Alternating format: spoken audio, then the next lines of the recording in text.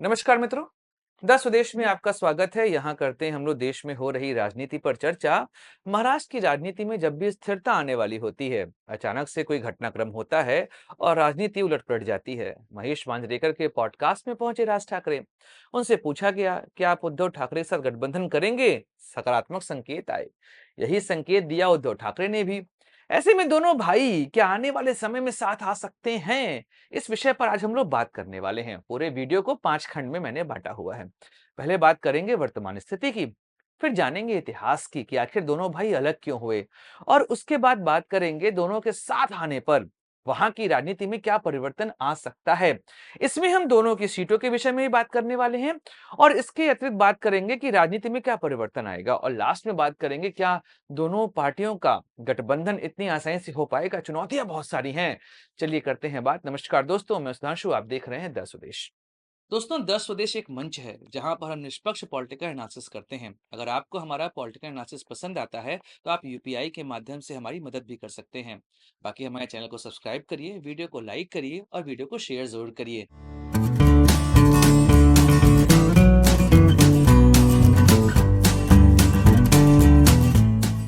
दोस्तों, 2024 का महाराष्ट्र विधानसभा चुनाव वहां की राजनीति पे बहुत बड़ा असर डाला है। कारण यह है, जिस गठबंधन को मेजॉरिटी मिली वह स्टेबल दिखाई नहीं दे रहा, जो हारा वह स्टेबल नहीं दिख रहा। महायुति में आप देखेंगे देवेंद्र फडणवीस एकनाथ शिंदे का झगड़ा आपको रोड पे आता दिखाई दे जाएगा। एकनाथ शिंदे कभी भी मुंह फुला के बैठ जाते हैं और देवेंद्र फडणवीस भी पुरानी फाइलें खोलने लग जाते हैं। महाविकास अघाड़ी में भी स्थिति यही है। वहां पर तो पार्टियों का अस्तित्व बचेगा, इसी को लेकर चर्चा होती रहती है। इसी बीच में राज ठाकरे उद्धव ठाकरे इनके बीच में गठबंधन की बातें सबके सामने आने लगी हैं। चूंकि महाराष्ट्र में जब बीएमसी का चुनाव होगा तो वहां पर शिवसेना और मनसे दोनों अपनी शक्ति दिखाएंगे, क्योंकि शिवसेना बीएमसी में बहुत ताकतवर रही है। ऐसे में अगर मनसे का साथ मिलेगा तो माहौल बदलेगा, और कोशिश भी यही है, क्योंकि शिवसेना यूबीटी गुट जो है वो अपना अस्तित्व तलाश रहा है, और यही कमोबेश स्थिति बनी हुई है राज ठाकरे की भी। अच्छा, देवेंद्र फडणवीस से पूछा गया तो उन्होंने कहा, भाई अगर दोनों भाई साथ आएंगे तो यह महाराष्ट्र की राजनीति के लिए बड़े अच्छे संकेत देगा। एकनाथ शिंदे से पूछा गया, वह बोले मुझे इससे कोई मतलब नहीं भाई, वो कुछ बोले ही नहीं, वो चले गए वहां से। अच्छा, कांग्रेस और शरद पवार क्या चाहते हैं इसके विषय में भी पता नहीं चला है। तो वर्तमान स्थिति यह बन रही है कि राज ठाकरे उद्धव ठाकरे हो सकता है आने वाले समय में आपको एक साथ दिखाई दे जाए। लेकिन संजय राउत ने बहुत बड़ा बयान दिया। उन्होंने कह दिया कि भैया दोनों पार्टियों में गठबंधन तो हो सकता है, लेकिन राज ठाकरे यह वादा करें कि वह किसी भी ऐसे व्यक्ति को अपनी पार्टी में जगह नहीं देंगे जो कि शिवसेना के खिलाफ बात करता हो, क्योंकि राज ठाकरे और संजय राउत के बीच की अदावत बड़ी पुरानी है। अगर हम इतिहास में चलें कि आखिर स्थिति बनी ही क्यों, राज ठाकरे पार्टी से बाहर ही क्यों गए। बाला साहब ठाकरे जिन्होंने निर्माण किया था शिवसेना का, उन्होंने जिस पॉलिटिक्स की शुरुआत करी उस पॉलिटिक्स को लीड करते राज ठाकरे दिखाई दिए। दोनों भाई राज ठाकरे उद्धव ठाकरे चचेरे भाई हैं। एक साथ ही बाल मोहन विद्यालय में पढ़ा करते थे। लेकिन उद्धव ठाकरे काफी शर्मीले स्वभाव के थे, और वहीं पर राज ठाकरे के अंदर वही कड़क, वही जोश, वही जज्बा दिखाई देता था जो बाला साहब ठाकरे का था। 2000 तक आते आते राज ठाकरे शिवसेना में नंबर 2 हो गए। राज ठाकरे के अंदर लोगों ने वही करिश्मा देखा जो कि बाला साहब ठाकरे के अंदर हुआ करता था। वो कार्टूनिस्ट भी उसी तरीके के थे वहां पे। लेकिन बात 2002 बीएमसी चुनाव की है। बाला साहब ठाकरे ने बीएमसी चुनाव की लीडरशिप थमा दी उद्धव ठाकरे को। उद्धव ठाकरे को संकेत मिल चुका था। उन्होंने राज ठाकरे के कैंडिडेट्स के टिकट धीमे धीमे करके काट दिए। इस बात को लेकर राज ठाकरे ने एक पत्र लिखा बाला साहब ठाकरे को कि आपके आसपास के जो चिले चपाड़े हैं वह आपको गलत राय दे रहे हैं। ऐसे में पार्टी में विभाजन हो सकता है। 2005 आते आते स्थिति और बिगड़ गई। कारण यह था कि जब शिवसेना का अधिवेशन हुआ, वहां पर बाला साहब ठाकरे ने उद्धव ठाकरे को शिवसेना का अध्यक्ष बनवा दिया, और बहुत बड़ी बात यह थी कि यह नाम रखवाया गया था सामने राज ठाकरे के थ्रू। अब राज ठाकरे को यह बात पसंद नहीं आई, और 2006 में उन्होंने शिवसेना से अपने आप को अलग कर लिया और एक पार्टी बनाई, महाराष्ट्र नवनिर्माण सेना। यहां से राजनीति शुरू हुई। 2009 में यह पार्टी चुनाव लड़ती है, और चुनाव में 13 सीटों की प्राप्ति होती है। यह उनका सर्वश्रेष्ठ प्रदर्शन आज तक का रहा है। और फिर 2012 में जब बाला साहब ठाकरे की मृत्यु होती है तो यह आखिरी समय था जब दोनों भाई साथ आए थे। इसके बाद दोनों भाई कभी भी साथ नहीं दिखाई दिए।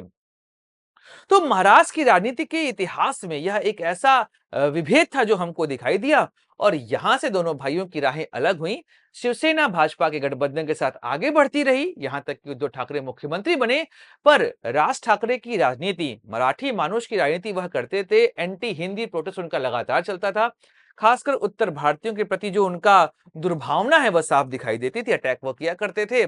इस वजह से उनकी राजनीति धीमे धीमे महाराष्ट्र में खत्म होती चली गई। अगर हम दोनों के राजनीतिक रसूख और राजनीतिक इतिहास की बात करें तो कुछ ऐसा रहा है कि 1984 से शिवसेना और भाजपा का गठबंधन लगातार चलता रहा। 2014 में दोनों पार्टियों ने अलग अलग लड़ा चुनाव कि आखिर कौन बनेगा बड़ा भाई, इसको लेकर वह चुनाव लड़ा गया था।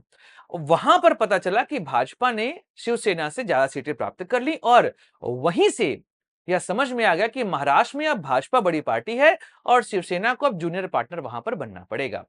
2019 में दोनों फिर साथ लड़ते हैं चुनाव और इसी बीच में उद्धव ठाकरे पार्टी गठबंधन तोड़कर चले जाते हैं कांग्रेस और शरद पवार के एनसीपी के साथ, मिलकर बनाते हैं सरकार और बनते हैं मुख्यमंत्री।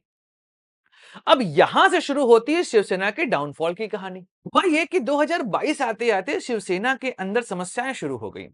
एकनाथ शिंदे ने अपने गुट को तोड़ लिया और वह जाकर भाजपा से मिल गए और बना लेते हैं वहां पर महायुति की सरकार। इधर मनसे वह अपना राजनीतिक अस्तित्व ही ढूंढती रह गई थी, क्योंकि मराठी मानुष के नाम पर जिस राजनीति को उन्होंने शुरू किया उसको वहां के लोगों ने खारिज करना शुरू कर दिया। कहा कि भैया ऐसी राजनीति यहां पर नहीं चलने वाली। वो बहुत कोशिश किए कि भाजपा से गठबंधन हो जाए, पर भाजपा के साथ उनका गठबंधन यहां पर हुआ नहीं।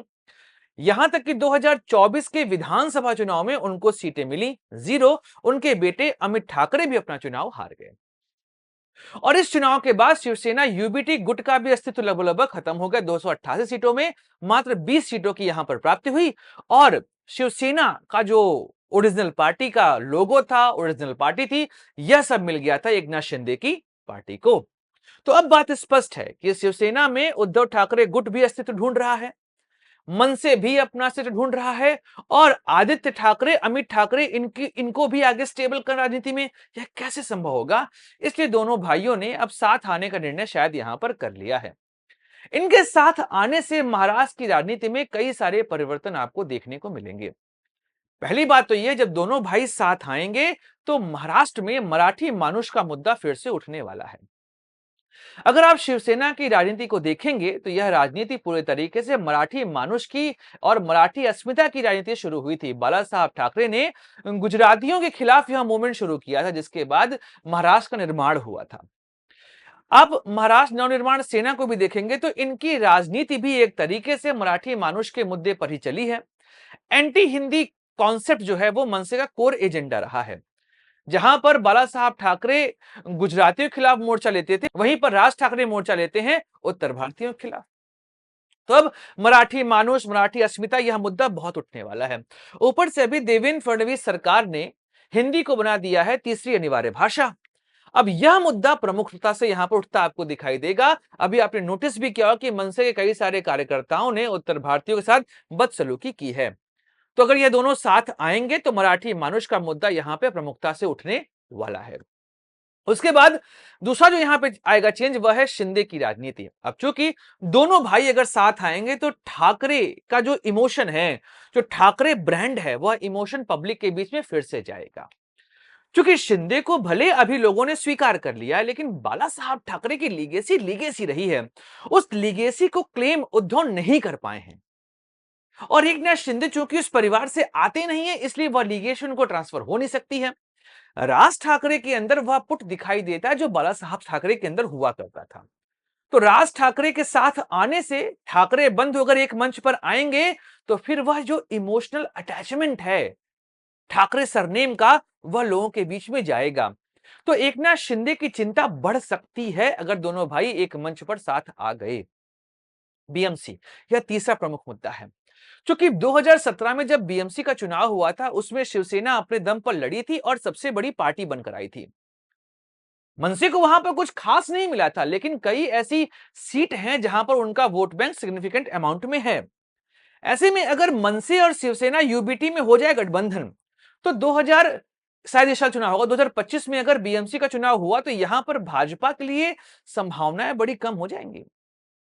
तो अब यह संकेत मिल रहा है कि बीएमसी के अंदर दोनों पार्टियां साथ लड़ें और भाजपा की बढ़ती राजनीति को यहां पर कमतर किया जाए। एक और बात यहां पर है कि महाराष्ट्र में क्षेत्रीय पार्टियां हमेशा से प्रमुख रूप से आगे रही हैं, चाहे हम एनसीपी की बात करें और चाहे हम बात करें शिवसेना की। इन दोनों पार्टियों ने वहां पर सत्ता बनाई है और वहां पे दो राष्ट्रीय पार्टियां भाजपा और कांग्रेस, इन दोनों को वहां के क्षेत्रीय पार्टियों के अनुसार ही आगे बढ़ना पड़ता है। ऐसे में दोनों भाई साथ आएंगे तो मराठी अस्मिता का मुद्दा उठेगा और फिर कांग्रेस और भाजपा को भी अपनी राजनीति को इसी के अकॉर्डिंग ढालना पड़ जाएगा। लेकिन दोनों भाइयों का आना इतना सहज है नहीं, चुनौतियां भी बहुत सारी होने वाली हैं। पहली चुनौती तो यह है कि 2006 में जब मनसे का निर्माण हुआ था, उसके बाद से शिवसैनिक और मनसे के कार्यकर्ताओं के बीच में बोलचाल बंद है।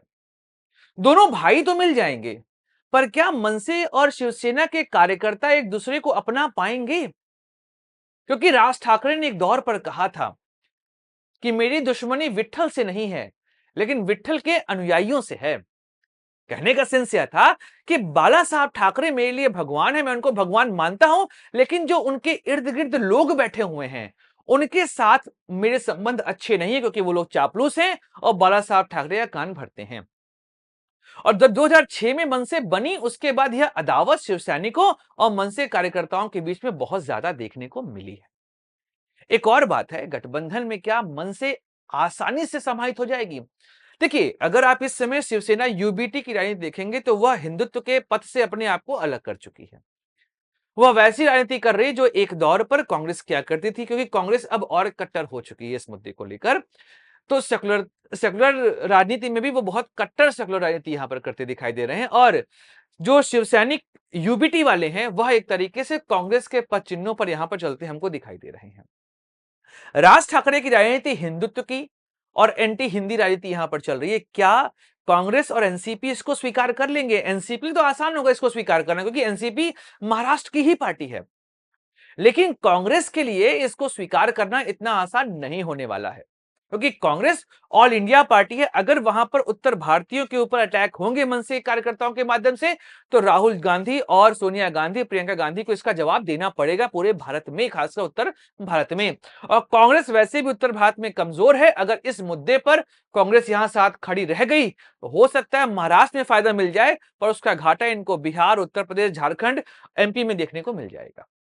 क्योंकि एमपी, राजस्थान और छत्तीसगढ़, यह तीन ऐसी जगह हैं जहां पे बीजेपी बनाम कांग्रेस ही होता है। और अगर मनसे शामिल हुई और वहां पर एंटी नॉर्थ इंडियन प्रोटेस्ट शुरू हुआ और कांग्रेस सहयोगी रही, इन तीन राज्यों में उसको दिक्कत होने वाली है।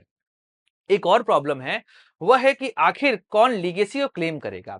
इसी लीगेसी क्लेम करने के चक्कर में तो राज ठाकरे अलग हुए थे। बाला साहब ठाकरे ने जब उद्धव ठाकरे को कमान दी शिवसेना की, तो उसके बाद राज ठाकरे अलग हुए। अब यही संकट यहां पर आएगा कि अगर गठबंधन तो हो गया, लेकिन उद्धव ठाकरे के बेटे आदित्य ठाकरे और राज ठाकरे के बेटे अमित ठाकरे, इन दोनों में इस लीगेसी को लेकर बढ़ेगा कौन? फिलहाल दोनों बच्चों की राजनीति महाराष्ट्र में इतनी अच्छी चल नहीं रही है। आदित्य ठाकरे की इमेज अच्छी नहीं है और अमित ठाकरे अपना चुनाव हार चुके हैं अभी विधानसभा का। ऐसे में लीगेसी क्राइसिस यहां पर बहुत ज्यादा आपको दिखाई देगी। आने वाले समय में हो सकता है कि यह गठबंधन फिर से अलग हो जाए, पहले तो हो उसके बाद ही अलग होगा। लेकिन हाँ, अगर दोनों भाई आते हैं तो आने वाले समय में आपको महाराष्ट्र में बहुत बड़ा परिवर्तन देखने को मिलेगा। दोस्तों, यह था विश्लेषण इस विषय पर। मिलेंगे अगले वीडियो में, चर्चा करेंगे किसी और राजनीतिक मुद्दे की। अपने दोस्त अंशु को दीजिए इजाजत। Like share subscribe the channel. जय हिंद, वंदे मातरम, भारत माता की जय।